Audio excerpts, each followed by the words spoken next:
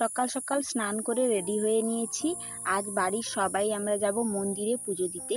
আর বাড়ির সবাই বলতে ভাই যাচ্ছে না, ঘুমিয়ে আছে। এই যে মশারি টাঙানো হয়ে আছে, দেখ বুঝতেই পারছো। ওর কিছুদিন পর পরীক্ষা, তাই ও যাবে না।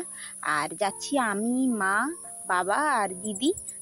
মামার বাড়ির দিক দিয়ে যেতে হতো, তাই প্রথমে মামার বাড়ি চলে এলাম। মামিমাও সঙ্গে যাবে। আর এই যে আমার হাতে কেটলিটা দেখছো, ওটাই দুধ আছে। মন্দিরে আজকে ক্ষীরভোগের হাঁড়ি দেওয়া হবে।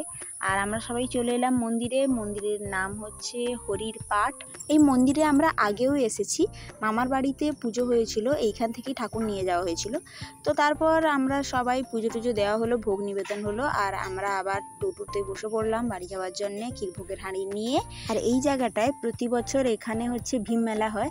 আর যেতে যেতে আরও চোখে পড়লো এখানে কত ফুটের একটা কালী ঠাকুরের পুজো হয়। তো তারপরে মামার বাড়ি গেলাম, ওইখানে প্রসাদ দিয়ে বাড়ি ফিরে এলাম। বাড়ি পৌঁছে দেখি যে ভাই উঠে পড়তে বসে গেছে অলরেডি।